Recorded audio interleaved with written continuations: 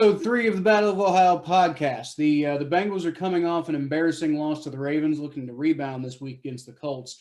And the Browns are on a 4-game win streak, and they're hoping to keep it going against the Steelers, but that's a tough game. So we're going to smack them. We are going to smack the Steelers. I have no worry about this game. It's going down, Pittsburgh. It is going down. It's about to get real. Let's go. Actually, I think, we'll talk about this in a second, but, I think, there's a lot of reasons I think the Browns have a good shot in this game. But, so tell me what you're drinking, Thomas. Today, I am drinking, I'm not even going to front with you, man. I'm drinking a Four Loko. I'm going back to my college days. It's Pittsburgh. I'm going to get all hands on deck here. Pittsburgh is always worth going crazy over. Oh, that's so nasty. Oh. Oh. Okay, so what we learned today is drink Four Loko if you're insane, but not if you want something to taste good. I'm drinking a Bacher German-style lager, which I was drinking in the first episode, but we weren't really doing this segment before, so I just decided to give him a shout-out this time. I got it all day. It tastes good. It's not nearly as insane as Four Loko, but it's delicious.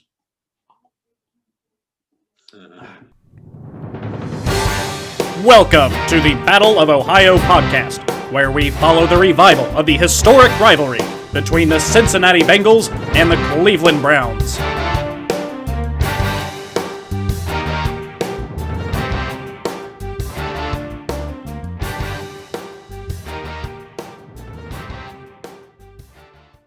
All right, so on to the games. The Browns going up against the Steelers. Let's go ahead and start with that one. I really think that the Steelers are due to come back down to earth. And I think they were due to come back down to earth against the Titans, and then they ended up getting a bye week because the Titans got COVID. But, we talked about it last week, man. The Steelers have not played anybody yet. The Browns are 4-1. The Browns have been, playing well. The Browns have been showing that there's something. And the Browns are going to put up way more of a fight than, like the Giants, the Eagles, any of the teams that the Steelers have played. They looked like they put up a fight because, the games were close, but that's because, the Steelers weren't really playing as well as, they really should be against them. So I'm looking at these so this matchup between the Browns and Steelers, they both have, let's throw the Steelers being 4-0 out the window. Let's, because I believe the Steelers have 5 games played. If the Steelers had the Browns schedule, they'd be 4-1 as well. I do not think that they would have beat Baltimore week 1 if they played Baltimore. I think Baltimore is going to beat any team they play week 1 unless their name was the Chiefs. So let's throw that game out the window. So let's look at the last 4 games of each team. The last 4 games of each team is 4-0. But who have the Steelers played the last 4 weeks? And we keep on talking about the Steelers schedule and if they're a real 4-0 or if their 4-0 is fraudulent. So the first game of the season was with the New York Giants, a team that only have won. In fact, I don't think this team have won a game this year yet. In fact, they haven't. So the first game they played was the 0-5 New York Giants team. Second game they played was the Denver Broncos team, who is currently 1-3. The third game they played was the Houston Texans, who's currently 1-4. And the fourth game they played was against the Philadelphia Eagles, who are 1-3-1. So the Steelers four wins are against a total of 3 wins. A total of 3 wins. The 4 teams that they beat have combined for a total of 3 wins. Now the Browns, on the other hand, they have beat the Bengals, who won 1 game. They have beat the Washington football team, who won 1 game. They have beat the Cowboys, who won 2 games, and they have beat the Colts, who won 3 games. So the Browns have a more impressive win ratio than the Steelers do. So just based off of toughness of opponent from first glances, the Browns have had a tougher schedule. But not only that, even when we look at it from an outside lens, although the Browns have had 3 home games out of the last 4, they still have beaten the Cowboys in in Dallas. And one of the hardest things it is to do is to go on the road and win in football. Even during the pandemic, even during all of this craziness, it's still a hard atmosphere to beat the Cowboys in Dallas. The Browns went in there, they put up 49 points against them. The Browns put up 30-plus points against the number one defense in the league, which is the Indianapolis Colts. But not only that, their defense is coming up with timely stops. The defense is coming up with the defense is reacting well. I think that the Browns should not be afraid of Steelers at all, because Steelers have not proved themselves, not as much as the Browns have. Okay, so I'm not sure if I agree that the Browns shouldn't. I think the Browns definitely need to take the Steelers seriously at the very least. Oh yeah, no, they should definitely take them seriously. I just don't think that Steelers is far and beyond better than them. They're definitely not the dominant team that I think everybody thinks they are.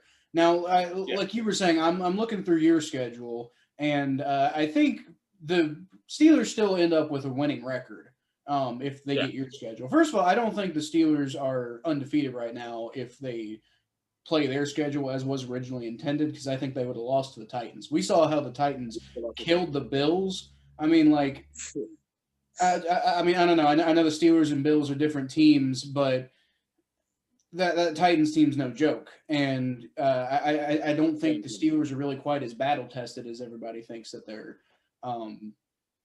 Everybody keeps wanting to believe that they are. That defense has been the defensive line, at least the pass rush for the Steelers has been noted as, maybe probably the best pass rush in the NFL, with TJ Watt playing out of his mind. But again, he hasn't really been going up against a whole lot of great competition. So I think the Steelers beat the Bengals. Unfortunately, I'm not sure if they're going to sweep us this year, but I think in week 2 for sure the Steelers beat the Bengals. I think week 3, I think you're right. They probably lose to the Ravens, because the Ravens came out of the gates firing on all cylinders. I think the football team.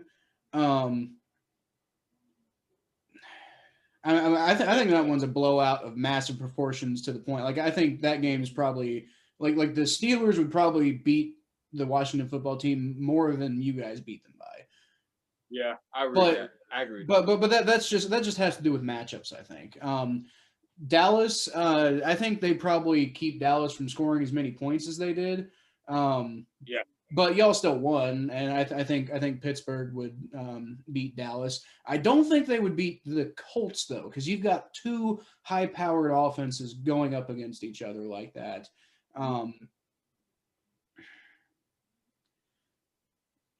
I think the Colts defense wins out in that game. I agree with that. So you think it's still got the Browns schedule, they'd be 3-2 instead of 4-0. Yeah. Yeah, I think they'd be 3-2, whereas the Browns are 4-1 currently. Yeah. So I think the Browns to me look like the better team than the Steelers. But then again, it's also at the same time, it's really hard to really say that the Steelers aren't any good because they haven't played anybody.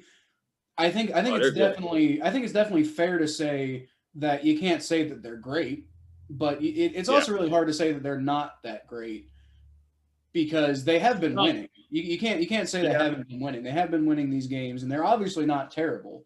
They've been playing well enough to beat these bad teams. It's just this week is going to be a test for them, I think. Can they beat the Browns? Can they put together a game plan? Can they come out firing on all cylinders when the team that they're facing has, just firepower on all cylinders? You got Baker playing well. I know Nick Chubb's out, but you still got Kareem Hunt, who's going to be, doing his thing. And then you got, Myles Garrett is going to terrorize Ben Roethlisberger. I know Ben historically has been good about getting away from pressure, but he's getting older. Them legs don't work the way they used to. Oh, we can't go without talking about Myles Garrett this game. I think Myles Garrett, speaking of, we all know the home incident.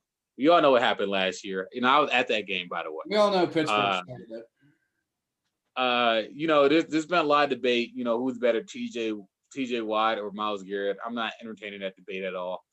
But I will tell you this: Myles Garrett's playing on a defensive player of the year caliber level. Let me pay respect to the Pittsburgh defense, because the reason why Pittsburgh is so good is because of the defense. The Pittsburgh's defense been great last year, and it's probably just as good as it is this year. You still have Minka Fitzpatrick, T.J. Watt. Hayden's been playing a lot better in Pittsburgh than he has in Cleveland for sure. You got some ballers on that defense. Terrell Edmonds, Devin Bush, all them boys. So they got a really good defense. They're fast. They're really fast, and it's going to be about the Browns' run game. How well can the Browns run that ball against this defense? And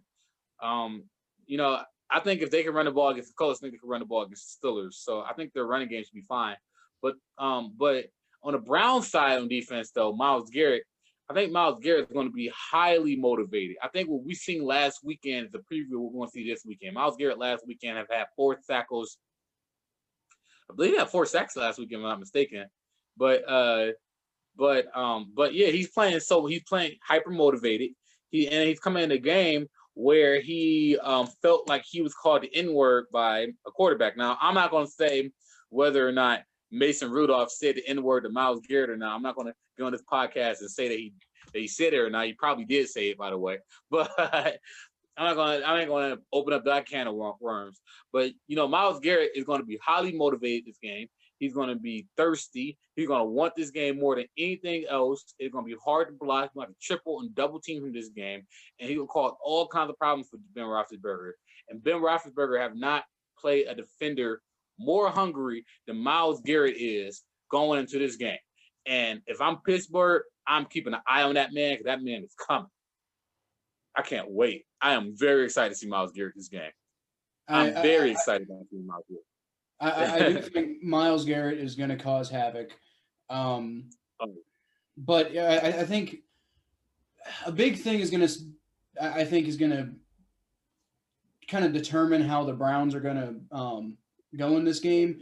I think it really kind of depends on how Baker Mayfield can respond to that, the way that Pittsburgh likes to rattle the opposing quarterback.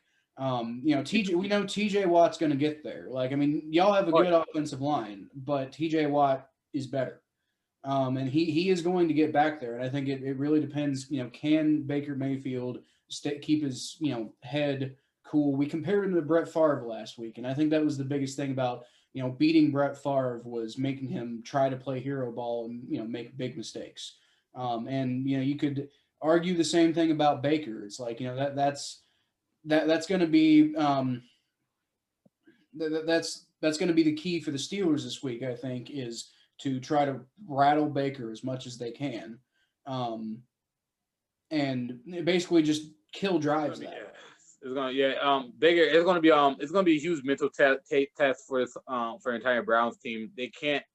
The Browns can't get too much into their emotions this game, because the Steelers they do have the mental advantage over the Browns, since they have been beating the Browns the last couple of years. The Browns just gotta know they can hang with these boys. That's all we gotta know. They just gotta know that they can hang with the Steelers. The Steelers are already coming out saying stuff like, there's been reports to come out that Steelers plan to go after Baker Mayfield weak side because he have bruised ribs right now.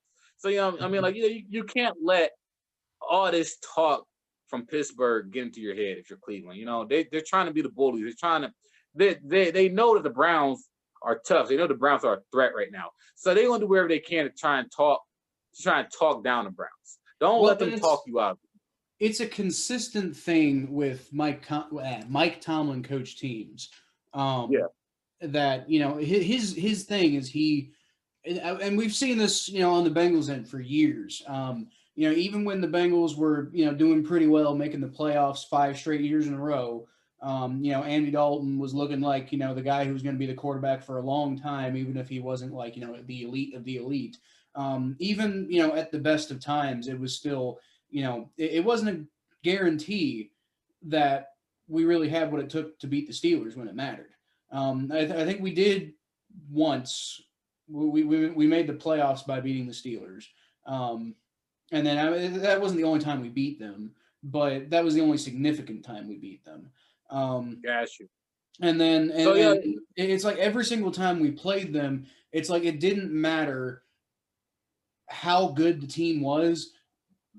Mike Tomlin did this, thing with his team that made them so intimidating to you, that made, your team think, oh my God, it's the Steelers. This is this big crazy thing. And then that kind of trips you up into making mistakes. That's a huge reason why we collapsed in that 2015 wild card the way we did, is because Mike Tomlin got in their heads and got them to make mistakes. And, we saw, Joey Porter getting out there doing the same thing, rattling players and then getting them to make, big personal foul mistakes and whatnot.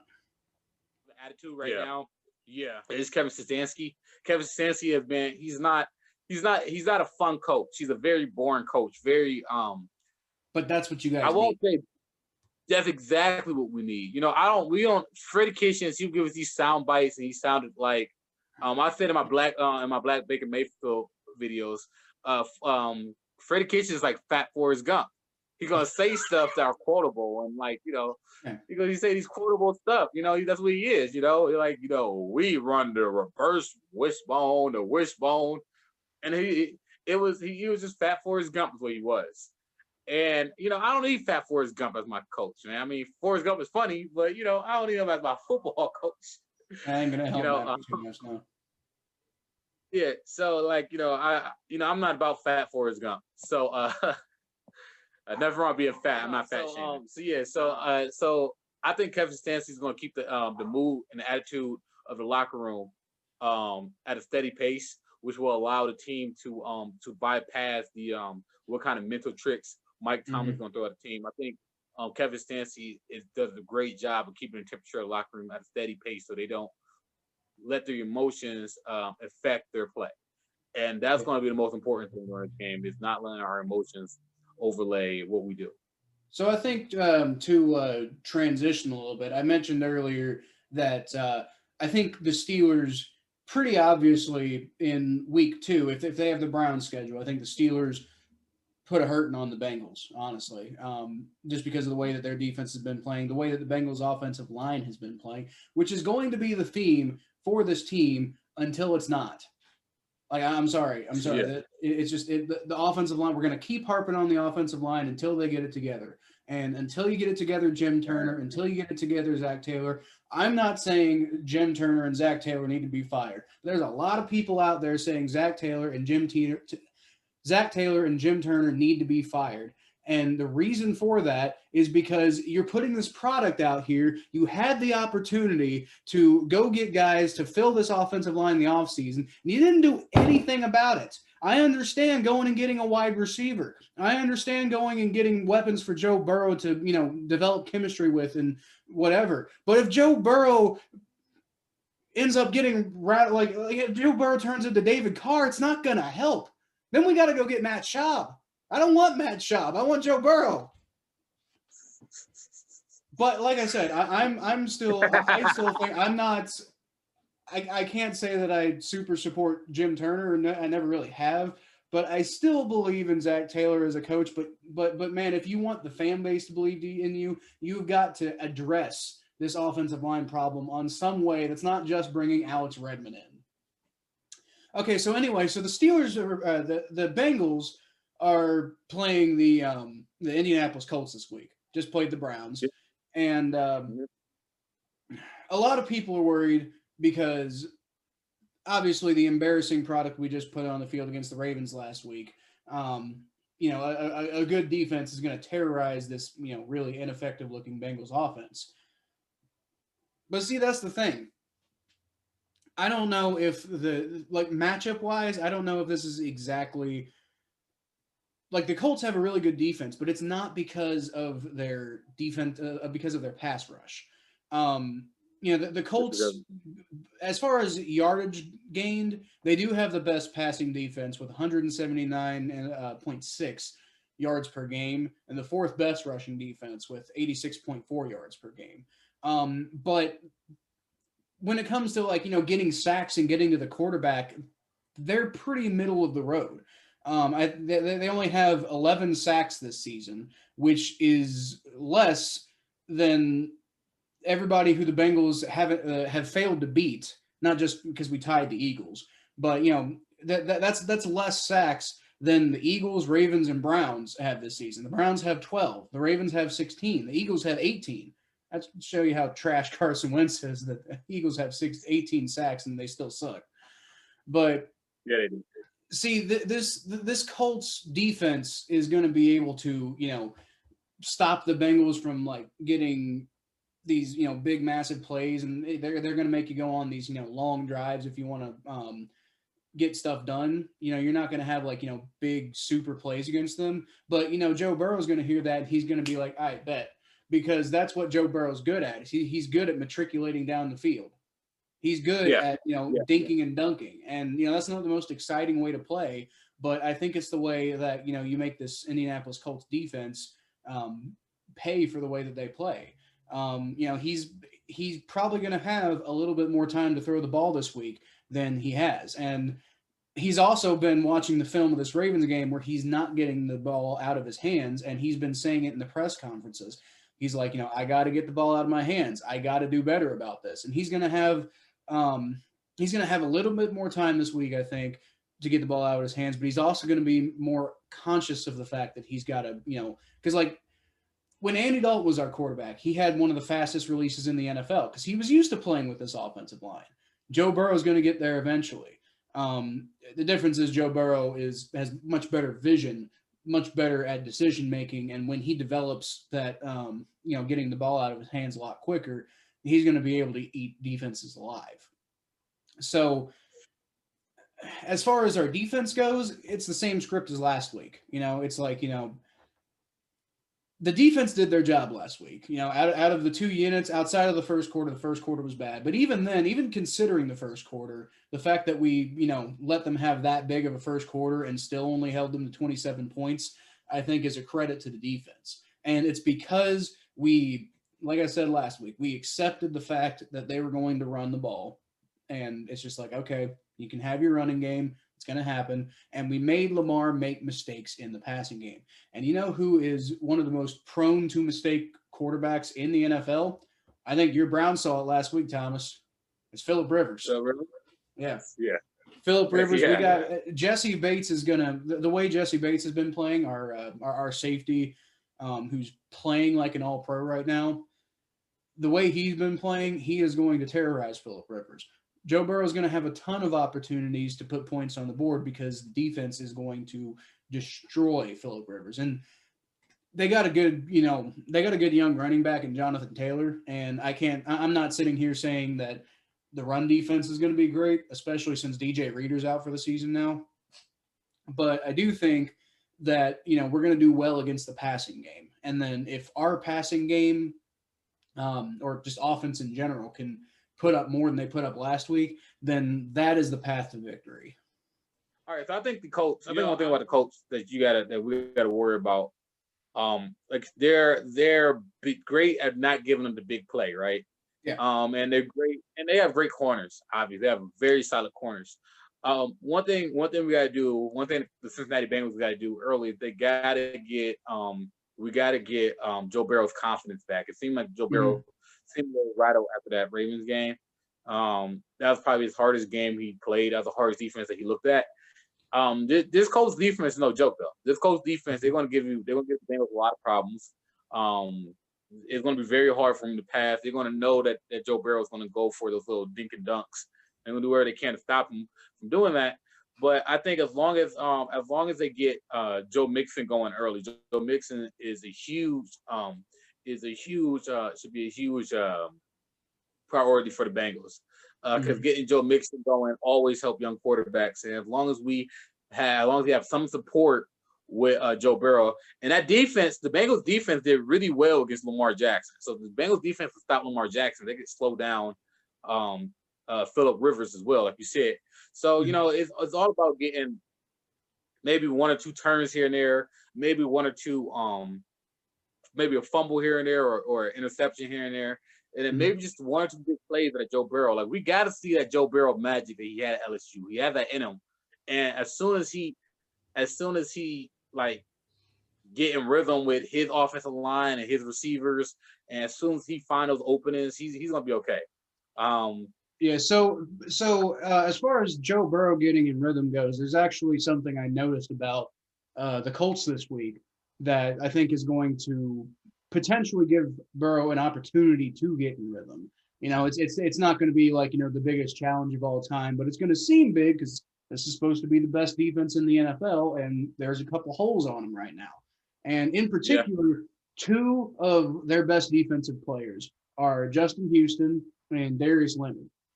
Now, I'm looking at the injury report here, and I don't think Justin Houston's going to miss the game because he was out on Wednesday's practice. He was limited on Thursday's practice, so that probably means he's working towards playing on Sunday. But if he's been hurt, is that going to hamper him a little bit? Is he not going to be the same Justin Houston we've been used to seeing, who's already had 3.5 sacks on the season? Darius Leonard is, their what would you call it? He was rookie of the year, like defensive rookie of the year, or something like that last year. Been having another really good season so far, and he hasn't practiced yet. He's been out with a groin injury, and so that's a huge piece in the middle of the team, exactly in the spot, by the way, where Burrow loves to attack defenses in the middle of them. There's going to be a lot of opportunities to get him going, I think. I'm sorry, let me say this about the Colts defense real quick. One thing that I forgot to mention about this last week. The Colts do have the number one defense because the reason I had the number one pass defense is that they adjust to quarterbacks very well. Anyway, Baker Mayfield, from last week's highlights, one thing I noticed is from the Colts defense is that they done a great job of adjusting at halftime. Their halftime yardage their adjustments at halftime was night or day, and it was a lot harder for the Browns to get penetration on their defense and to drive the ball on their defense the second half. So obviously, the Colts defense does a great job of adjusting the quarterback. So one thing about a young quarterback like Joe Burrow that he's going to have to do is he's going to have to adjust to the adjustment, and that's where we differ. These young quarterbacks from the elite to the elite is that some young quarterbacks are able to adjust quickly and some aren't. So how well will Joe Burrow adjust to the Colts defense when they adjust to him? How will he bounce back after he get rattled? I will say, if there's one thing that I think I've been impressed with Zach Taylor and the current coaching staff, if there's one thing that I've personally been impressed with, it's the fact that he has managed to make halftime adjustments. One thing Zach Taylor has seemed to be pretty good at is making halftime adjustments. When things aren't going so great in the first half, figuring out, all right, what went wrong? What do we need to do next? What do we need to do to, try to turn things back in our favor? And that's a big thing that we didn't get out of, the previous head coaching regime with Marvin Lewis. It was always, whatever we did in the first half, that's exactly what we were going to see in the second half, regardless of whether it wasn't working or not. But one thing I fully expect the Colts to do, that hopefully Burrow can adjust to, like you said, is that they are going to blitz the hell out of him. And they will. You know why I know that? Not only because the Colts are prone to blitzing, it has nothing to do with watching the Colts game plan. It has everything to do with what's been going on with the Bengals and what's on film about Joe Burrow. How he has been rattled this year is when other teams blitz. And I don't think it's necessarily because Joe Burrow can't handle being blitzed. He's a mentally tough guy. He can handle it. It's fine. But the Bengals are so bad at countering it on offense that he just has he doesn't have any time to do anything because there's like 5 guys coming at him. And these receivers aren't getting separation initially. So the thing about a blitz is if you give it enough time, then, you can find an open guy. It's going to happen because there's less guys downfield to cover. But when the blitz is terrorizing the guy right away and nobody's getting open, then, it's a complete and total breakdown of the scheme. And so that's what I think the Colts are going to do. I think the Colts are going to see what's been killing Burrow so far and they're just going to keep hammering it home. And they're putting more focus on guys like Tyler Boyd and T. Higgins because I think it's pretty obvious at this point. AJ Green just doesn't have what it takes anymore to beat guys as like with his feet, with his hands, with his catching radius, whatever. Just whatever he used to have that made him, made him look like he was potentially going to be a Hall of Famer one day. It's just not there anymore. Yeah. Now I want to say one thing because I made a big stink about the whole AJ Green thing in the last episode, and I kind of want to follow up with that. So I said that I don't really know what AJ Green was saying out there in that clip that was on the television during the game sometime in the second quarter when it looked like he was saying, if you're not going to use me, just trade me. And I was like, I don't know if he really said that. And, even if he did, it was probably taken wildly out of context. Well, AJ Green addressed it. Okay. He was talking to reporters today, and he was like, I think his actual quote was, "I think we're building something special here, and I just want to be part of the team and help us win."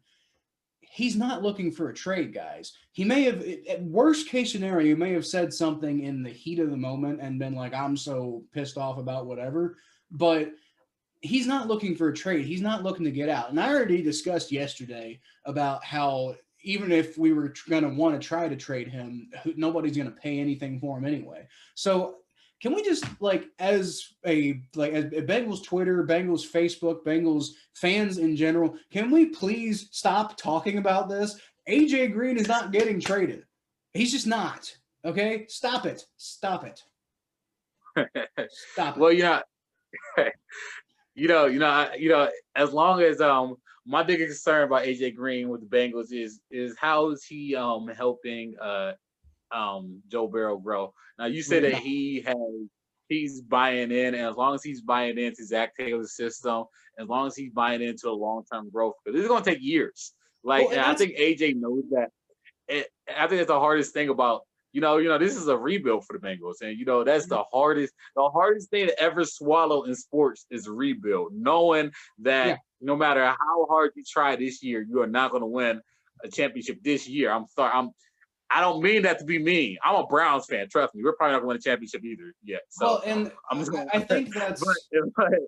But this is a rebuild. When you coming from somebody from Cleveland who watched every single one of his teams go through a rebuild every single year, rebuilds take time, and rebuilds are frustrating. Rebuilds are people have headaches on rebuilds, and people hate the word rebuild because rebuilds is for me, I love rebuilds because rebuilds are like a beautiful project. And I love the process of rebuilds. I love looking back at rebuilds and looking at how rebuilds, I love looking back at how rebuilds got you to a position of success. But at the time that you're going through the rebuild, it's a lot harder to swallow than it is to look back on. Because when you look back on it, you go like, oh, yeah, look at how we got from there to here. But when you're going through it, you're like, man, this is tough and this is frustrating. And that's what we're seeing with the Bengals right now. We're seeing a veteran like AJ Green who has so much talent, who has so much knowledge that can help the young players. You see him frustrated because he knows that this whole year is pretty much a wash for him. Well, it's not just that. It's also the fact that guys like AJ Green, guys like Carlos Dunlap, guys like Geno Atkins, these big cornerstones of our team for years. They're most like I think I heard James Rapine say it on the Locked On NFL podcast this morning, and it's so true. They are not going to be here if the Bengals take Joe Burrow to the point where they're competing for a Super Bowl. If that Super Bowl window opens and, this team's finally getting good and something's happening, guys like AJ Green and Carlos Dunlap and Geno Atkins probably aren't going to be part of it. And that's probably why they're getting frustrated. And, I think they want to be as much a part of it as they can. And that's why, AJ Green's coming out and saying, I want to be a part of this team. I want to be a part of the future. I think that's why guys like Carlos Dunlap are saying, I'm mad that I got benched and there wasn't a lot of communication about it, but I'll be available when they call on my number again. I think, that's why, because these guys do buy into what Zach Taylor's selling. It's just, unfortunately, I think they also realize that there's a good chance that they're not going to be around when it actually pays off. And I think that's why we're seeing so much, quote unquote, veteran discontent, because you're not seeing a lot of discontent with guys like Carl Lawson and Joe Mixon and Joe Burrow and T. Higgins. All the young guys are buying in because they see what's building, they see what's coming, and the veterans see what's coming too. And I think they're just upset that they're not going to that they might not get a chance to be part of it.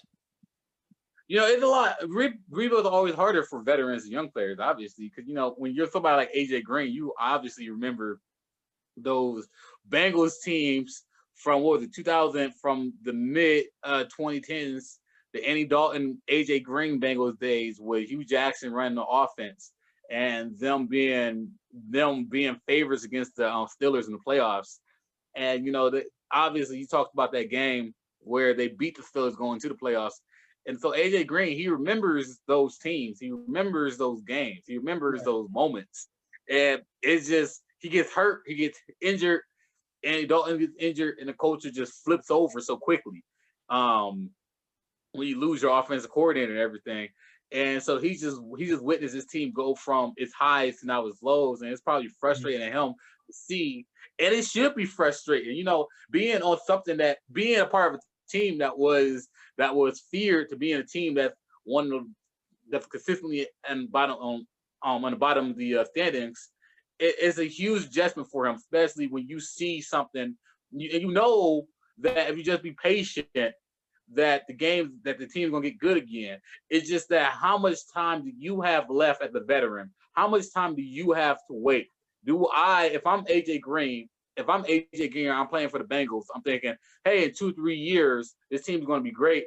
But wait, in 2-3 years, how old am I gonna be? Will I be able to compete at a competitive level to be a part of this project, or should I be thinking about going somewhere else possibly? Or maybe I should be thinking about my future, because my future might not be in this team's long-term growth. Or can I keep my body healthy? Can I sustain my body at a competitive level for the next 2 or 3 years? And that's a decision that AJ Green got to make with himself this offseason, and that's a decision that he's going to take up with Zach Taylor, and that's something that's probably going through his head. And he's probably trying his best not to interfere with the locker room, because I do not believe that he can do anything to sabotage his team's winning. But damn well he's thinking about that. Damn well he's thinking about his possible next step. Yeah. Well, as every player would be. And I think part of the thought process there is, what exactly is that next step? And I know a lot of Bengals fans don't want that next step to be with another team and just lose him for nothing. But that's honestly, that's just what happens with most NFL players. Most NFL players leave and we don't get anything back for them. It happens. When is his contract up? Is it this year or next year? It's at the end of this year. He's playing on a franchise tag right now. Would you rather pay the extra money? AJ Green is probably going to come with a pretty hefty price tag. So would you pay the money to extend AJ Green, who hasn't proved himself to be back yet? And I'm not saying he's not talented. I'm just saying he hasn't proved himself yet. Or would you rather draft a second or third round receiver? Because there have been great receivers to come out the second and third round. Obviously, the first round pick for the Bengals is going to go to offensive line. Mm-hmm. But would you rather go somewhere else, to go some other route to find a receiver for Joe Burrow and just let AJ Green walk? Or would you rather sign the money for AJ Green? Because that's a decision the Bengals will have to think about. In the long run, let's say, I'm in charge of the Bengals, which, that's a scary thought. But let's say I'm in charge of the Bengals. What I'm doing with AJ Green is, based on right now, I'm letting him walk. Unless he's going to sign for super cheap or something like that, which he's not. Depending on what his market would be, it wouldn't be the craziest idea in the world, just because AJ Green is such a loyal type. He's a lot more bought into the Bengals being his team forever than I think a lot of people realize. And I don't know exactly what that low end figure would be, but if the Bengals are like, we're not re-signing you, and then he can't go find a team anywhere else, then there is, depending on how his body feels, I think there's a chance that he could come back. He's the kind of guy who would come back to the Bengals and be like, okay, I couldn't find any money anywhere else, and this is my team. You guys are the ones who drafted me. Let's go do this. But outside of that, I wouldn't pay him big money based on unless he just explodes the rest of the year. If he turns it on, then I think you got to pay him, or Yeah. No. Everybody's going to see if you don't pay him after he comes back with a vengeance. Other receivers, young receivers, are going to see that and they're going to be like, oh, you don't get rewarded for playing well. So I think you got to bring him back if he suddenly turns it on. But let's be honest here. Realistically, is he going to turn it on? What do we got? It's already been 5 games, so what do we got? 11 games left. Is he really going to turn on that much in the last 11 games? I don't know if I see that. I would love for him to do that, but I don't think that he's going to get it going. And I think I think what I would do is I would just make this the last year of AJ Green. And it sucks to say, but that's what you got to do. If you can get even a 7th round pick for him, do it, but you probably can't. So, and once that trade deadline's gone, and you're not, re-signing him again just to trade him away. So if it gets past the trade deadline, then it's just time for him to go. And it's unfortunate, but that's what it is. Now, as far as replacing him, I wouldn't go with a 2nd round receiver. And you know why? Because we got Tyler Boyd, we got T. Higgins. It's looking like the way T. Higgins is developing, it's looking like he could be the number 1 in the future. And then Tyler Boyd could be that great complement that we always hoped that him and AJ Green would turn into. Now, I think I would still go for maybe 3rd, 4th round, maybe go get a free agent to be that 3rd, 4th guy on the roster. You've got Auden Tate, but you really don't have anyone else other than Auden Tate, T. Higgins, and Tyler Boyd as far as promise for the future. So, I mean, I would go get another receiver, but I wouldn't necessarily count on drafting a guy to replace AJ Green. I think we already have the guys who are going to replace AJ Green. But so let's I don't know. Talking about AJ Green's depressing for me right now, and we got another segment. Well, I also want to say this. To Bengals fans. AJ Green's 32 years old. So exactly. So y'all don't got to worry about AJ Green going somewhere else and spending his prime at another city, because he already spent his prime in Cincinnati. His prime has already been. A lot of people are saying his prime was wasted in Cincinnati. Whatever perspective you want to take on that. You're right. We're not gonna go there. He's already. I hate saying it. I hate when people say that in sports. People say Calvin Johnson's prime was wasted in Detroit. It probably was, but you got to give those cities something to cheer about. It's NFL. We got to make sure that 30 teams have only 1 team win the championship. We got to have these players. Is Julio Jones' prime being wasted in Atlanta? I don't hear people talking about that right now. Yeah, I mean, the Steelers never won the Super Bowl, so did Antonio Brown's prime get wasted by the Steelers? But yeah, exactly. So, when we look at somebody like AJ Green is 32 years old. He has 9,000 yards all time as a receiver. He has 63 touchdowns all time. And he has 616 receptions. So he has had a great career with you guys.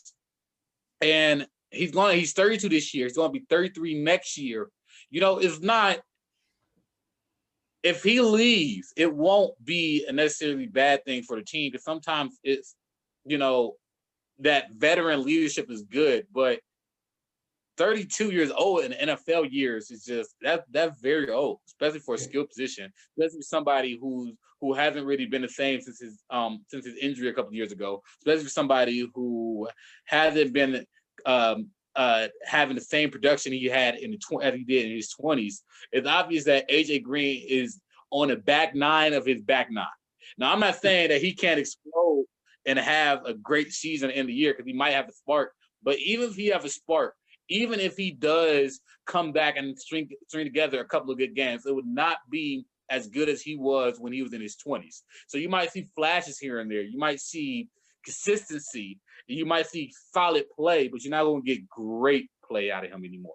So losing AJ Green would not be the end of the world for a team like the Bengals, especially like you said, when you have somebody like Tyler Boyd. Tyler Boyd is getting better and better every single game, every single snap. Tyler Boyd, I love his game. Y'all have T. Higgins, so I have some young receivers there. All I need AJ Green to do for me, if I'm a Bengals coach and if I'm in that Bengals organization, is I just need you to have a good attitude in this locker room right now and give us everything you got right now, because we all know that this is going to end soon, and I need you to be focused. That's what I need with AJ Green. As long as he's not a distraction in the locker room, it's better suited for y'all not to trade him than to trade him. And like you said, you might be able to get some compensatory pick next year if you lose him, but. Well, if AJ Green leaves, it's not the end of the world. The only reason we would get a compensatory pick for AJ Green is if he suddenly turns it on. And so yeah, let's root for that. Let's root for that. Think about maybe bringing him back. Well, yeah, but yeah. As he's currently playing right now, I don't think we get a compensatory pick for him, because I looked at the formula.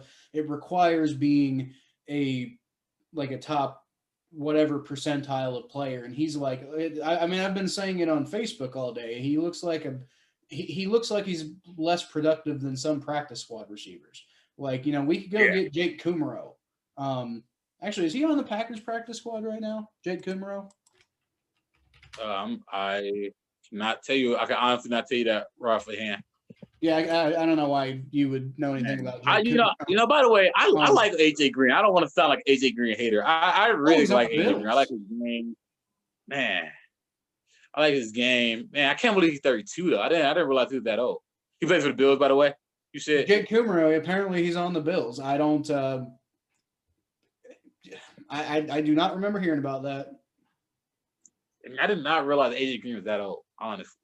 Yeah, no, he's I mean, he was like, he made it to like 7 straight Pro Bowls, and then still took a couple years off of that. So off after that. Yeah. So I mean, he's almost been in the NFL for a decade now.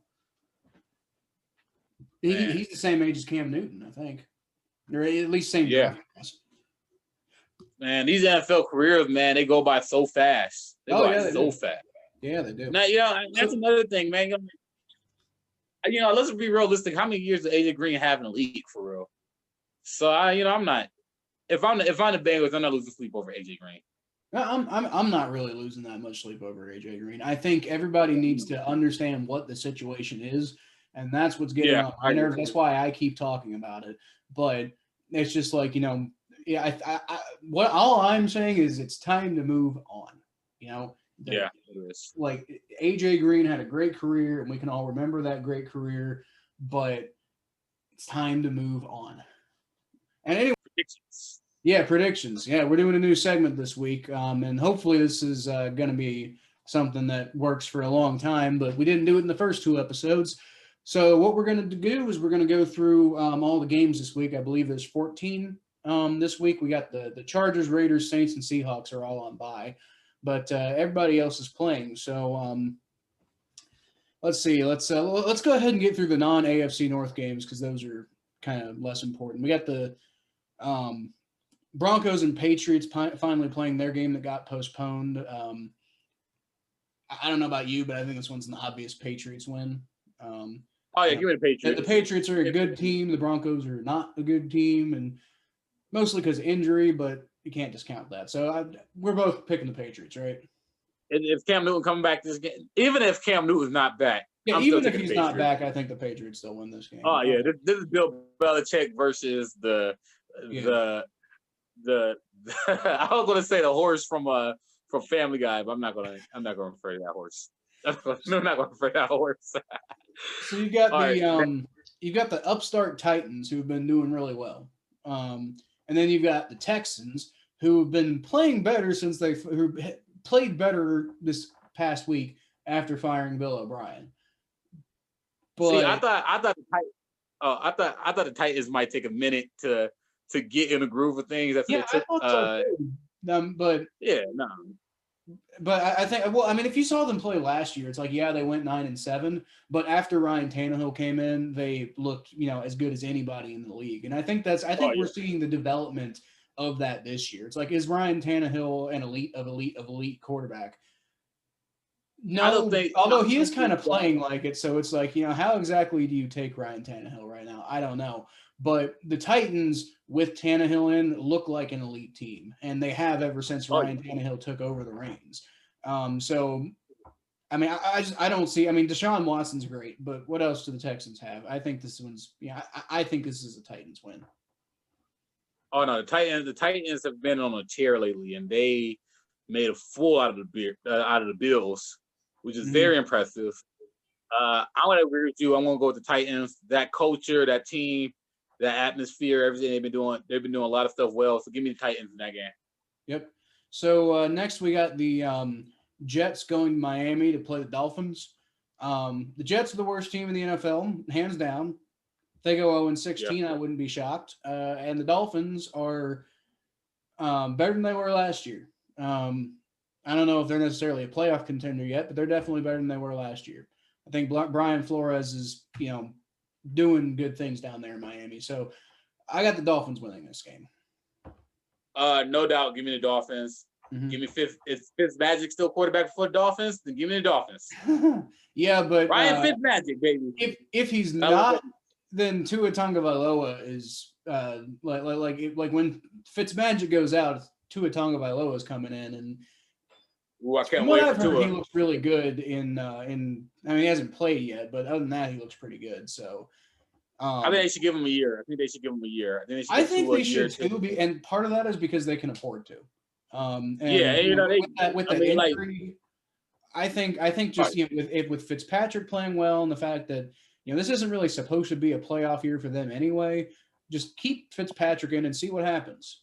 I think personally, put Tua in next year and give him all the opportunity you can to have him have the best long-term career he can. You don't have to play him right now, and he's going to be the future no matter what. So if you don't have to play him right now, don't do it. That's the way I see it. So we got the Chiefs and Bills on Monday night. Now, when I did my season predictions, like game for game earlier this year, I had the Bills winning this game because I thought the Bills were going to be really good this year, and they were.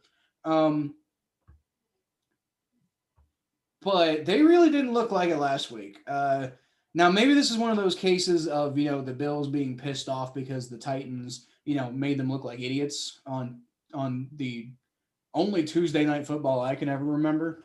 Definitely primetime television. The Bills have been made to look silly by the Titans. So you could maybe say, oh, well, it's their home stadium and they're going to be angry and they're going to be looking to whoop up on somebody, but that team is not going to be the Chiefs. The Chiefs just lost to the Raiders, so they're going to be pissed off too. Exactly. I think Patrick Mahomes is going to destroy the Bills. I don't know if it's even going to be close. I think this coming week, everybody's going to be talking about, oh, what's wrong with the Buffalo Bills? Are they a pretender? Are they really are they not as good as we thought they were? And that's fair against the Titans. I think when they get smashed by the Chiefs this week, and I'm going to look like an idiot if they don't, but when they get smashed by the Chiefs this week, I think let's be like, okay, you know what? 2 bad games in a row, the Bills will be fine. But I do think they get smashed by the Chiefs this week. The Bills are going to lose this game. The Bills. I don't got to tell y'all why. We all know Patrick Mahomes. He ain't afraid of no Bill. If Ryan Tannehill and Derrick Henry can beat the Bills, then Patrick Mahomes is going to destroy the Bills. Trust me, he's not happy about that Oklahoma game. The Bills are going to bounce back next week against the Jets. Buffalo, just hold his L. Y'all not beating the Chiefs. Y'all not beating the Chiefs. We got the Jaguars and the Lions. Lions are coming to Jacksonville to play the Jaguars. And the Jaguars are not as bad as we all thought they would be this year, but they also haven't looked very good the last couple weeks. They got smashed by the Dolphins on primetime football at Thursday night, I believe. And, the Bengals beat them. Go Bengals. But, yeah. No, if we beat somebody, you should be worried. right now anyway. So the Jaguars, I do think though the Jaguars are going to win this game because the Lions aren't any good either. Lions are terrible, and Yep. I really believe in Gardner Minshew.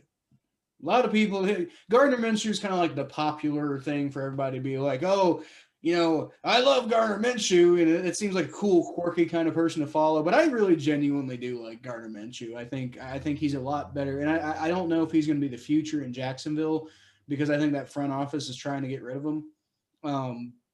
But he's going to be successful wherever he goes. I think he's the first time I can really think of seeing a quarterback play in the kind of system he did in college, and like basically like playing on Madden in rookie mode with that air raid style system they were running in college, and then also be like really good and prepared in the NFL. I was not expecting that out of Gardner Minshew, but he has really, I think, proved a lot of people wrong. So we got the Washington football team. Can I comment about that last game real quick? I think that we're watching the Jaguars Detroit. First of all, I think that I'm not going to tell you who I think is going to win this game. I'm just going to say this. It's the battle of the future fired coaches. Whoever loses game is guaranteed to get fired. Not after this game, but whoever loses the game will get fired in this season. Like, I can see the Jaguars firing their coach. It's time to make a change. And I can also see the Lions fire Matt Patricia. So if I'm either one of these teams, I do not want to win this game. Just saying. Like, saying. See, I don't know. If I'm the Jaguars, if I'm a Lions fan, I definitely want Matt Patricia out because it's not working. It's clearly not working. I don't know why he hasn't been fired yet. If I'm a Jaguars fan, I'm not sure exactly what the problem down there is, but I don't think it's Doug Marrone. I think Doug Marrone is a fine coach. I think Gardner Minshew is a fine quarterback. I think I think a lot of that defense is really young, and it's kind of hard to get them all on the same page. But the biggest problem they have in Jacksonville is the ownership. It's like it's the decisions that are being made. Doug Marrone is a good quarterback, a good coach. He brought the Bills back to respectability on some certain level. I think he can do good things with the Jaguars. I don't know I think you're right. I think you're right that whoever loses this game, that coach is getting fired this year at some point. But I don't think Doug Marrone deserves it. So I'm going to go with the Jaguars. Based on that statement, I'm going with the Jaguars. You're going with the Jaguars. I'm also going with the Jaguars. So we got Jaguars. going to the NFC, like all NFC games. We got the Washington football team versus the New York Giants. These are both bad teams. These are both very bad teams. I think the football team is going to win this game, and I think simply they're going to win this game because I think they're starting to turn their quarterback situation around. Dwayne Haskins was obviously just not meshing with anybody in Washington. Is it Kyle Allen or Alex Smith that's starting this week? Because if it's Alex Smith, sure. I love Alex Smith as a quarterback. At least more than a lot of people have throughout his career. I've always been a little bit, I've always liked Alex Smith a little bit more than other people have. But if they're playing Kyle Allen, I might be a little bit more skeptical. I gotta agree with you. I think if Alex Smith's starting, I gotta go with Alex Smith. I'm gonna go with I'm gonna go with the Washington football team. No matter who's at quarterback, simply because the Giants haven't looked good at all this year, and Daniel Jones haven't really looked that good this year either. He hasn't done anything to really like impress me at all, and impress anybody else for that matter. And I just don't think the Giants are just good at all. I think the Giants are probably, like you said, one of the worst teams in the NFL. If not the worst team in the NFL. I want to go to Washington football team. Yeah, I think I agree with you with the Washington football team. I just looked it up, by the way. Kyle Allen will be starting for the football team. Yeah, give me. I think that might be a mistake. I think Alex Smith is a better quarterback, but you're right. It don't matter in this game. They're going to beat the. You can't make no mistakes against the Giants. They're trash. The football team may or may not win that division, despite currently sitting at what are they currently sitting at? 1-4. Yeah, They well, might I think still win that division. the Cowboys gonna win that division. I think the Cowboys are gonna win the division. I'm just saying that the football team could. They're the only other team in that division that I think has a chance. Anybody can win that division. You know what? The Bengals could win that division, and we don't The even Bengals play in could that conference. win that division. The We don't even Bengals play in could win that conference, division. and we could still win. Yeah, well, yeah. All right. Okay, so next game. Yeah, next game you got the Panthers and the Bears. I don't think the Bears are nearly as good as what their record says they are. A lot of that has to do with quarterback. I have never been a Nick Foles believer. I will admit that he, did some really good things in the quarterback in the playoffs, and he can be pretty streaky. And when he hits a hot streak, he's good. But when he's not in a hot streak, he's really bad. And the Panthers they kind of seem to have everything together right now. A lot more than a lot of people expected them to. Teddy Bridgewater's playing well. Matt Rule's got that team playing like a well-oiled machine. Personally, give me the Panthers in this game. Oh, I agree with you. I'm gonna go with the Panthers too. The Panthers got some really impressive wins, beating Chargers. Starting off 0-2 actually, and they're on a 3-game winning streak. They're feeling hot. They're feeling good. Beating the Chargers, beating the Cardinals, containing Kyler Murray, and beating the Falcons, who may look bad this year, but it's still always a tough team to beat, especially in Atlanta. Give me the Panthers. Give me Teddy Bridgewater. Teddy Bridgewater have been playing very well this year. I got to agree with you. Give me the Panthers. All right. So I don't think we've disagreed on anything yet. That's funny. So we got the Vikings and the Falcons. Neither of these teams really look very good right now. What do you think? One thing, the pattern that's been going on through the NFL that we've been seeing is that we've been seeing teams when they lose their offensive coordinator that they have a steady drop off. Ironically, that happened to both of these teams. Kevin Stefanski left the Minnesota Vikings, and the Vikings are struggling, which means that Kevin Stefanski was one of the successors of their offense. For the Falcons, you have their offensive coordinator going to San Francisco after they went to the Super Bowl. So the offensive coordinator position is so important in the NFL, as you can see, was prevalent between both of these teams. And with that said, I probably want to go with the Minnesota Vikings over the Falcons, because the Falcons look like, I say the Falcons are always tough to beat, and they should be tough to beat, but the Falcons have not looked decent at all this year. And Matt Ryan, man, he just not look like. He's solid. He's been up solid numbers, but it just doesn't seem like he's the same Matt Ryan. It just doesn't seem like it. I might be wrong. Well, maybe I haven't been watching his game as much as other people have been, but I'm gonna have to go with the Vikings in this game. Give me Devin Cook. Atlanta defense has been an absolute wreck. That's my biggest takeaway with the Falcons. Now, here's the thing. I agree with you that the Vikings are going to win, but I don't think this has anything to do with the Vikings. I love Mike Zimmer as a Bengals fan. I wish he was our defensive coordinator again. But I don't wish for him to get fired in Minnesota or anything like that. I hope he has a great career there, and I would love for him to be our defensive coordinator again, but not at the expense of his career. He deserves that because he's a great coach.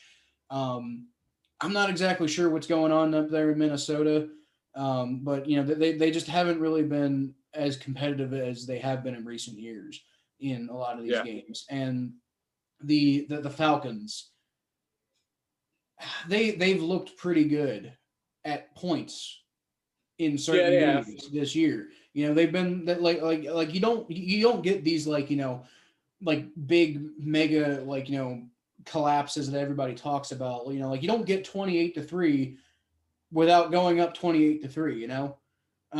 It's like the Falcons have definitely looked good at points this year, but they haven't been finishing games, and it's been wearing on their confidence. And now Dan Quinn's out, and now they're just completely hitting the reset button on their coaching staff. Dimitriev's out.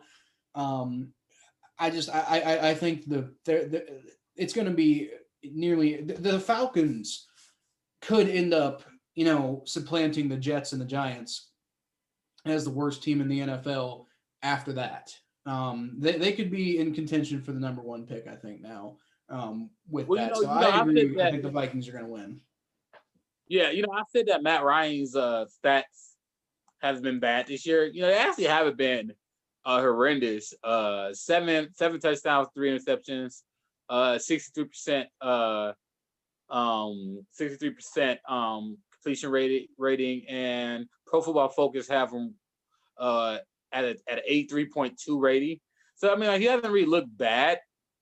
He hasn't really looked bad this season. He hasn't looked horrible this season. And it's also noteworthy to look at the Falcons opponents. One thing we like to do on this show, we like to look at past opponents. The Falcons had some tough opponents.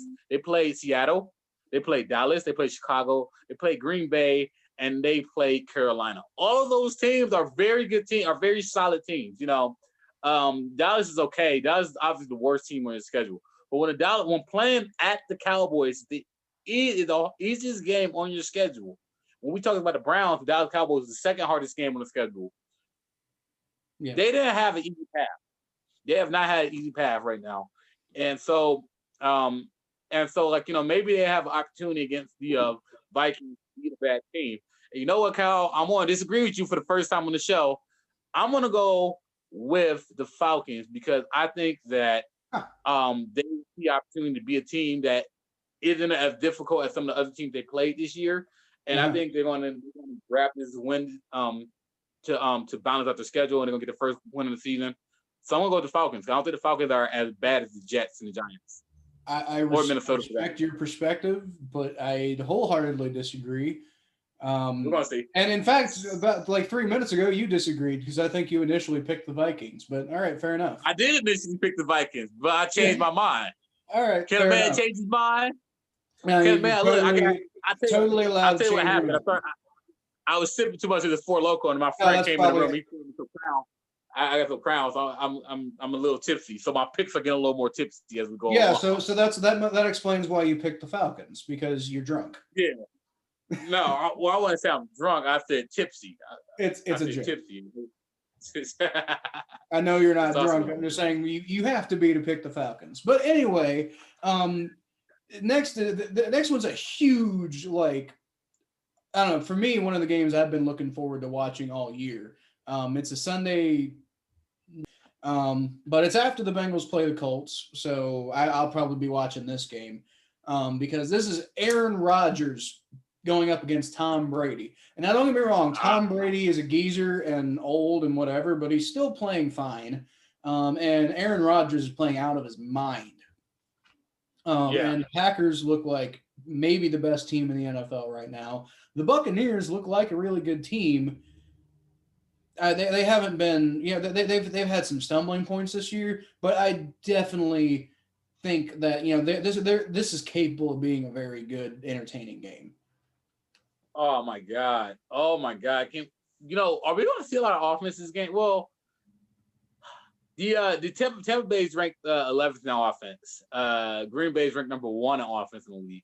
So, and I want to see if Tampa Bay can hang with the Packers offensively. I don't think they can, but they got some weapons. You got R. Jones. He's a beast. I love him. I got him on my fantasy team. Tom Brady. Man, Tom Brady, I think that he's gonna see this opportunity to show everybody in the NFL that he's not too old, he's not too washed up, and he could beat a team like this. Tom Brady's the GOAT, man. He's the greatest of all time. I'm gonna go with my heart on this one. I'm gonna go with my gut on this one. I'm going with the Buccaneers. I think the Buccaneers they got a home field advantage. I think just when you're talking about two great quarterbacks, Aaron Rodgers and Tom Brady, but when you talk about two quarterbacks at this very moment in time that have a lot to prove. Both of these quarterbacks are trying to show the NFL that they still have a lot left in the tank. They're not washed up. But I'm going to go with Tampa Bay this game simply because I think that Tom Brady is a better quarterback than Aaron Rodgers. Yes, I said it. Not right now, but I think all the time Tom Brady is a better quarterback than Aaron Rodgers.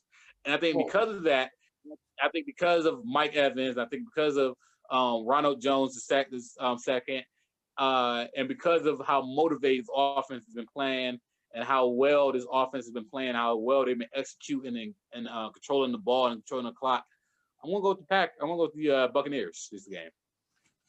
Listen, man, Tom Brady is the greatest of all time. So, I mean, yeah, of course, he's a better quarterback than Aaron Rodgers all the time. That said, right now, Aaron Rodgers is in a different league than Tom Brady. Aaron Rodgers, like Russell Wilson is probably 1A and Aaron Rodgers is 1B, and it's very close. You could even maybe switch those, and it wouldn't be that big of a thing. Me personally, if you're going based on who's the better quarterback, I think the Packers win this game. But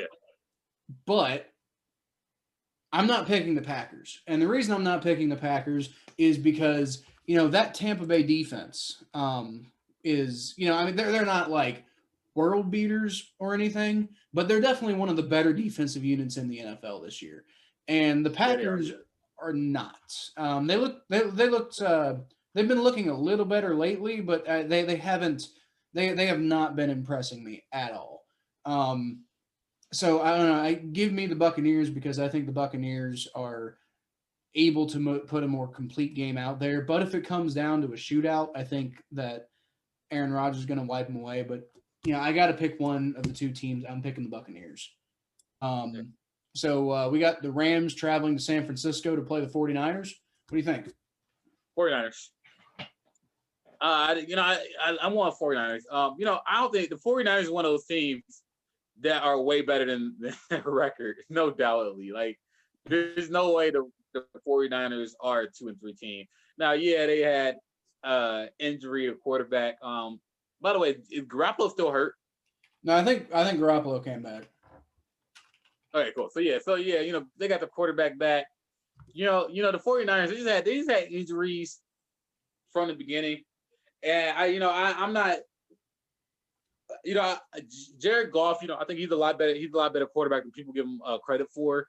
But I'm going to go with the Packers. I'm not betting against Kyle Shanahan. I think that they need this game more. Not only do they need this game more, but they're going to play more hungry.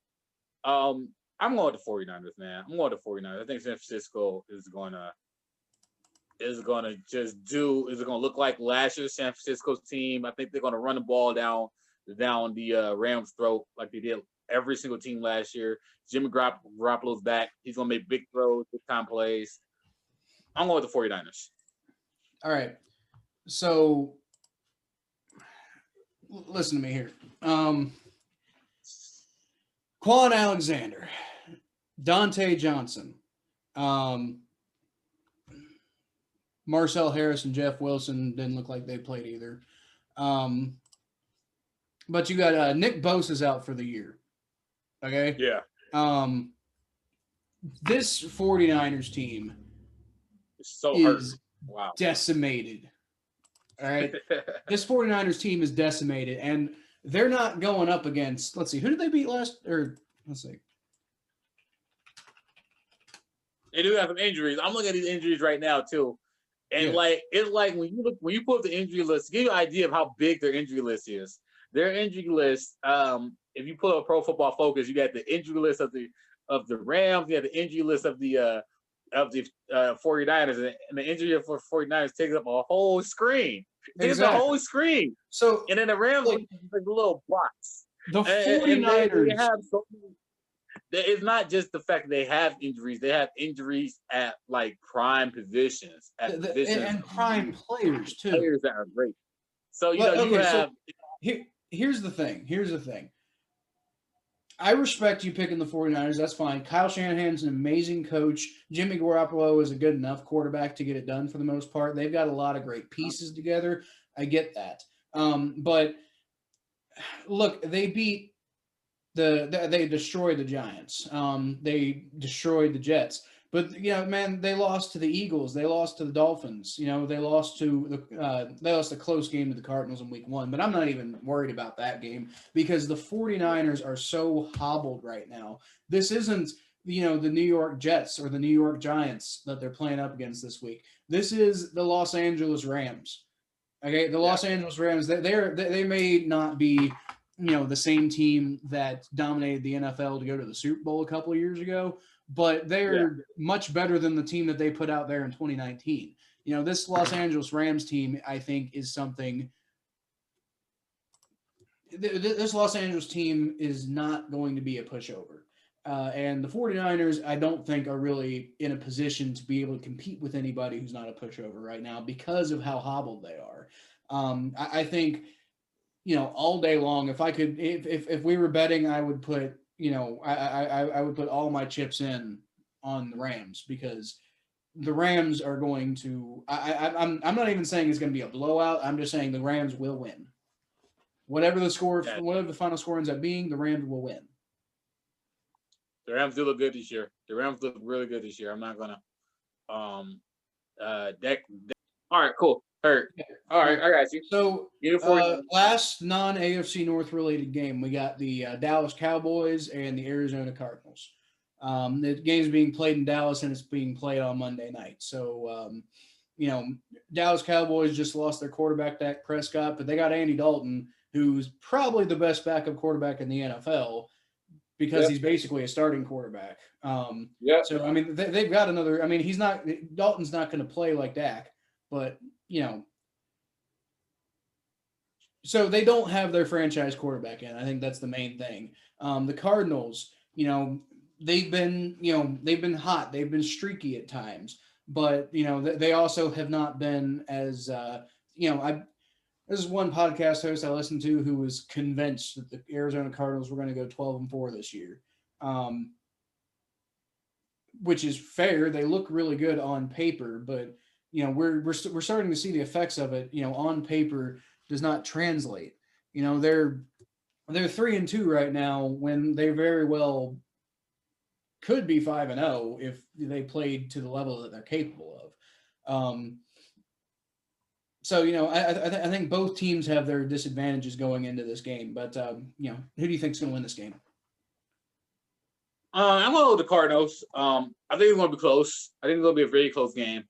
I think Kyler Murray, he has moments of inconsistency, but I think that he has so many great players around him that help him stay mentally tough. Kenyon Drake's having a phenomenal year so far. Having a very solid year so far. Andre Hopkins doing a great job of setting the mood for this team. So Kyler Murray, he had a lot of ballers around him. And I just think that the Cowboys are gonna keep it close, but I think the Cardinals are gonna come out in front of this game. I just don't see, we gotta really question the mental toughness of the Cowboys after losing a quarterback in such a gruesome way. I think Andy Dalton's going to be great. I think Andy Dalton's going to do a fine job. I think Andy Dalton's going to do very well. But I want to go with the Cardinals in this one. I do not think that outside the question that the Cowboys can win this game. The Cowboys very well could win this game. Andy Dalton is not a scrub at all. Andy Dalton could easily win this game for the Cowboys. But I'm going with the Cardinals. I think that Kyler Murray is going to come up big today. I don't remember the last time he had a Monday night game, so this might be his first one if I'm not mistaken. It might not be, but I'm gonna go with Kyler Murray, man. I think he's gonna do well against the Cowboys. Listen, Thomas,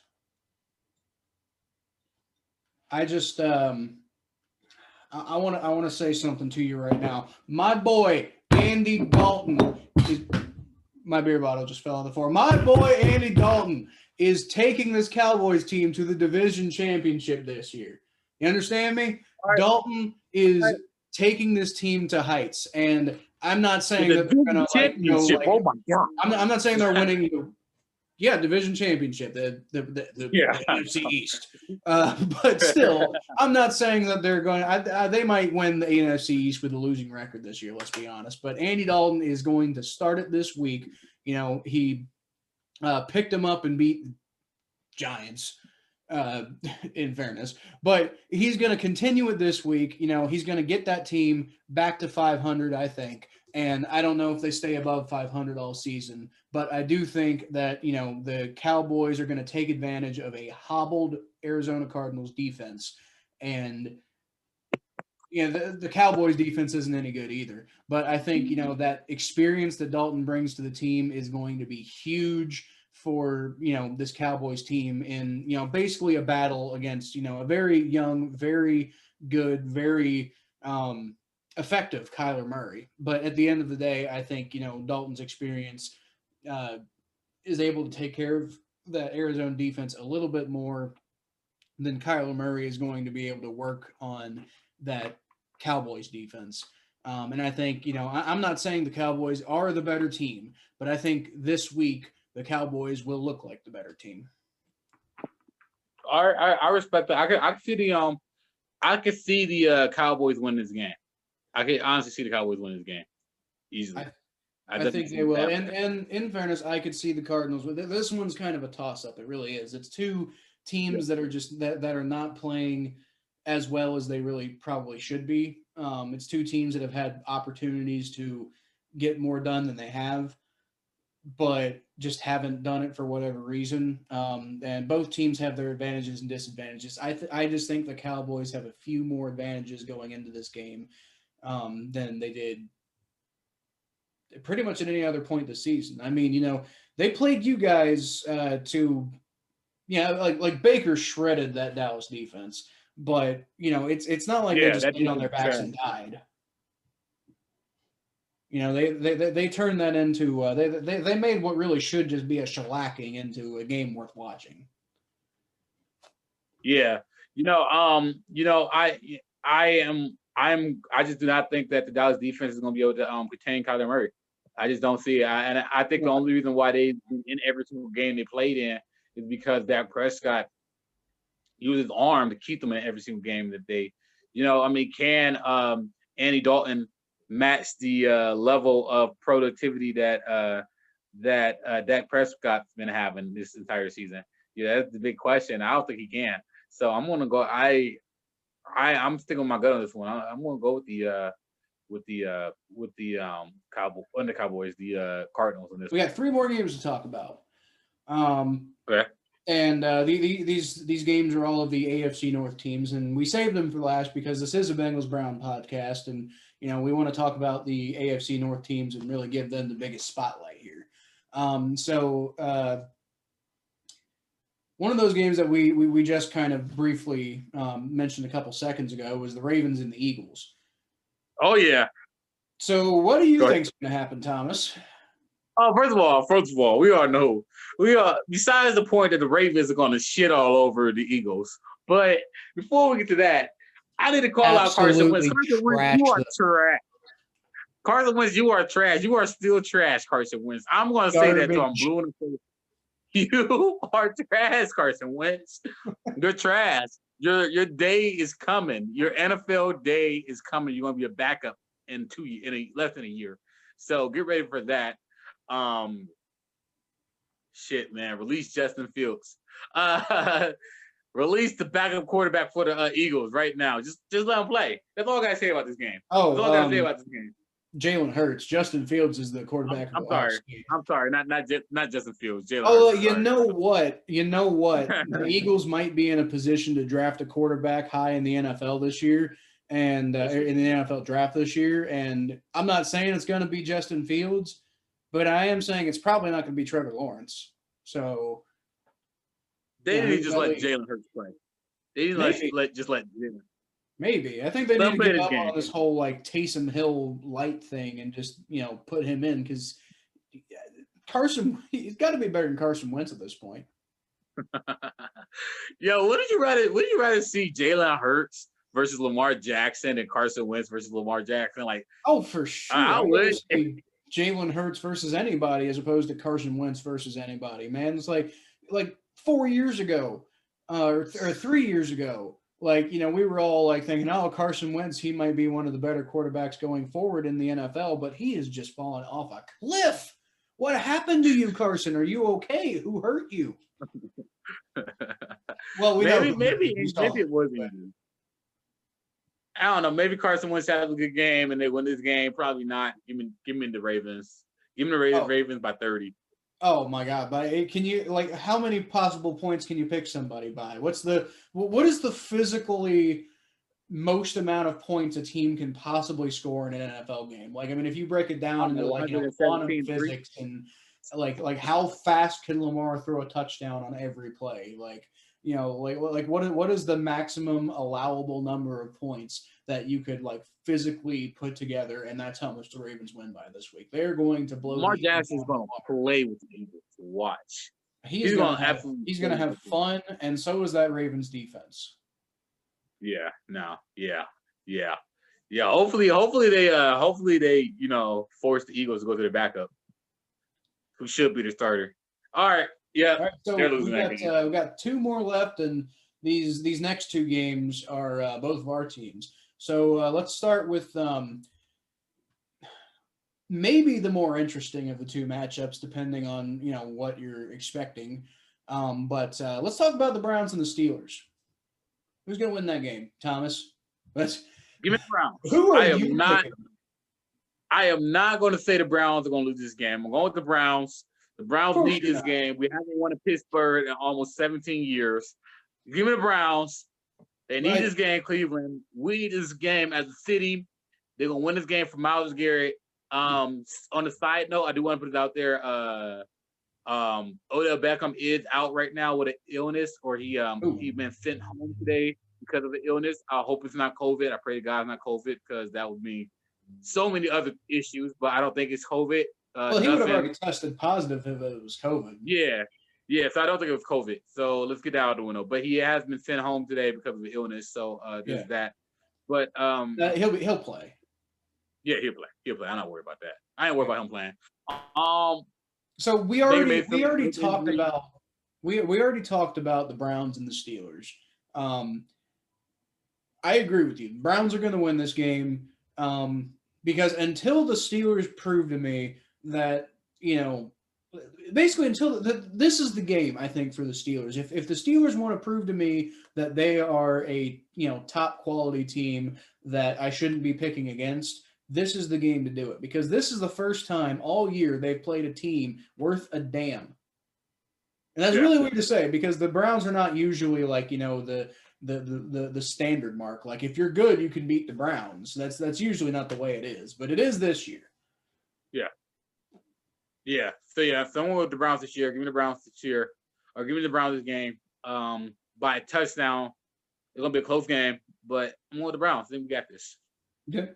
All right, so we're in agreement on that. So we have one final game to get to, and it's my Bengals versus the Indianapolis Colts. Bengals are going to the Colts, and like we said earlier, biggest themes of this game are going to be: can Joe Burrow get back on track against arguably the NFL's best against the NFL's best defense, and can that defense of the Bengals keep being opportunistic and keep making big things happen against a very mistake-prone quarterback in Phillip Rivers?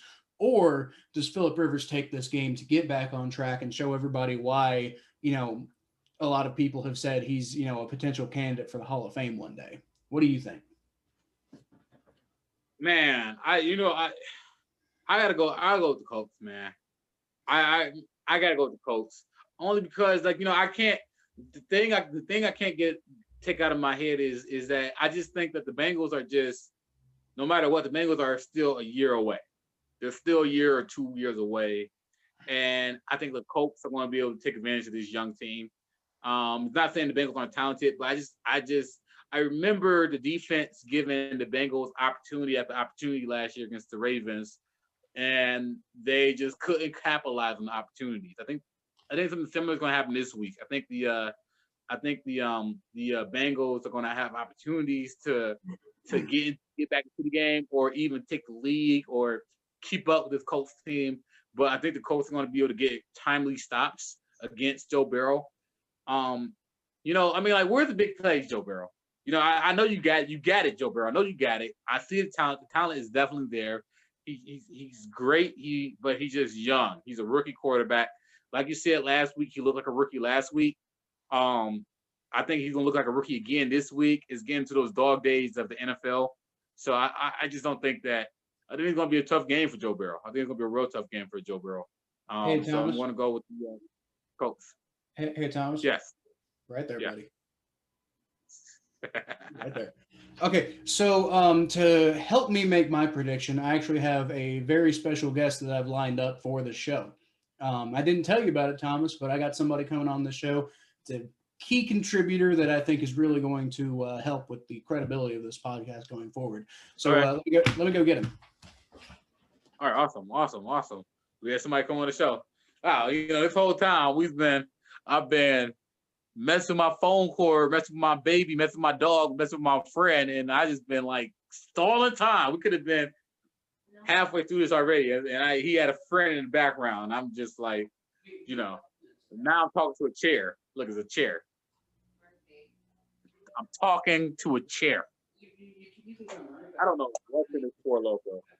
I have no idea what's in this Four Loko, but it got me freaking picking freaking Tampa Bay and 7-year-old. Oh, you got a son. All right, so Murphy, this is Murphy, everybody. So who's up, Murphy? Tell him, who is going to win today or on Sunday? Who's going to win on Sunday between the Bengals and the Colts? Tell him. I think he's camera shy. The Bengals or Colts going to win? I think he agrees with me. Get out of here. Out. No. If there's any ominous sign, it's your son not being able to talk. Come here. Are the Bengals or the Colts going to win? The Bengals. There you go. All right. Thank you. That's Murphy, everybody. Think about it for at least a minute. It took him at least a minute to think about it. Yeah. It took him a whole minute to think about it. Give me the Colts. What the Colts? Okay. The Colts going to win this game. All right. But, look, man, I will be rooting for the Bengals. Every week, I root for the Bengals every game they play when they're not playing the Browns. All right, listen. The Bengals are going to win. I did not have a lot of confidence in the Bengals beating the Ravens last week. But I do think that the Bengals have what it takes to beat the Colts. And I do think the Bengals will beat the Colts. And the reason I say that is, like I said before, the Colts have the number one defense in the NFL right now. Fair enough. But I think from a matchup perspective, the Colts are more about not letting the other team go crazy on you. They're not about, getting a ton of pressure and getting a ton of sacks, in particular sacks. They're not about, they're about blitzing, but they're not about bringing it home a whole lot. And I think Joe Burrow is going to take advantage of that. I think Joe Burrow is looking for his opportunity to show the world that, he can play in the NFL. He can really, he can go up against these, these blitzes, these defenses that are going to try to rattle him and shake him. And he's poised, I think, to go crazy he's going to make it. Nobody's going to be talking about the Colts as the top 10, as the top number one defense after this, because Joe Burrow is going to go crazy on him. That offensive line, I think, we saw them hold their own against Jacksonville, and Jacksonville ain't any good. But, I'm not totally, especially with Justin Houston potentially hobbled, I'm not 100% sold. If they can take care of, what's his name, DeForest Buckner, if they can keep him under wraps, then I think, this Bengals offensive line is going to look better this week than they did last week. And then, like I said, the Colts offense, I think, the Bengals defense have already showed they can rattle quarterbacks. They can make turnovers happen. They are opportunistic. They're not always going to stop every single drive that the opposing team is going to get, but they can make, big big momentum shifts happen. And this isn't going to be, whether or not the Bengals win, I think they're going to win, but whether or not the Bengals win, it's not going to be a blowout. This is going to be a close game, and I think the Bengals win. I think the Bengals bring it home, and I think they kind of, I wouldn't say right the ship, but this is going to, be kind of the turning point where everybody's going to start talking about, no, we're not going to the playoffs, but, yes, next year might be the year. And it's because I think games like this are the kinds of games that are going to get put together and are going to be an example of how this team can really look going forward. And I might look like an idiot next week, and I will eat my crow, and I'm going to post these video clips regardless of how bad the Bengals do. But I'm telling you right now, I do not see the Bengals losing to the Colts this week. Well, let me say this about the Bengals real quick before we go. I said from the jump that Joe Burrow looks a lot like he reminds me a lot of Andrew Luck, young Andrew Luck, of how smart he is and how well everybody responds to him and how the huddle responds to him, how much confidence you have in him. There's not a game that Joe Burrow walks into and thinks that he's going to lose. And this is going to be one of those games that he's going to walk into thinking that he can win, especially when he probably watched the Browns beat the Colts. He's probably thinking, man, I could do what Baker Mayfield did in the first half.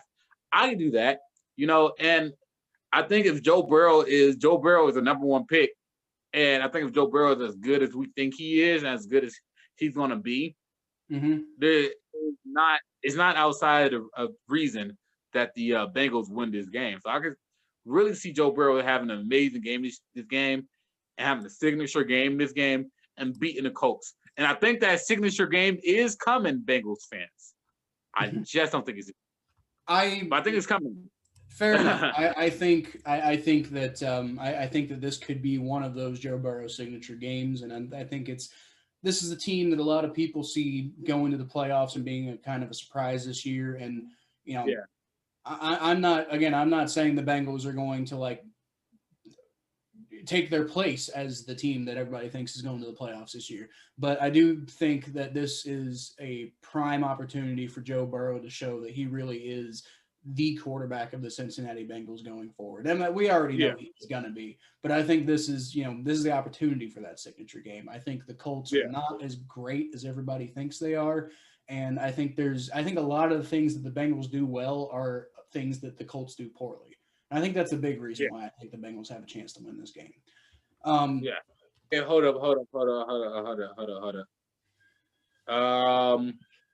I think we got some breaking news while we're on this podcast. I'm not sure. Let me make sure. Let me double check real quick. What's that? I think we might have missed something. Who was on the podcast? Yeah. So Le'Veon Bell has went to the Chiefs. Oh, he actually signed with the Chiefs.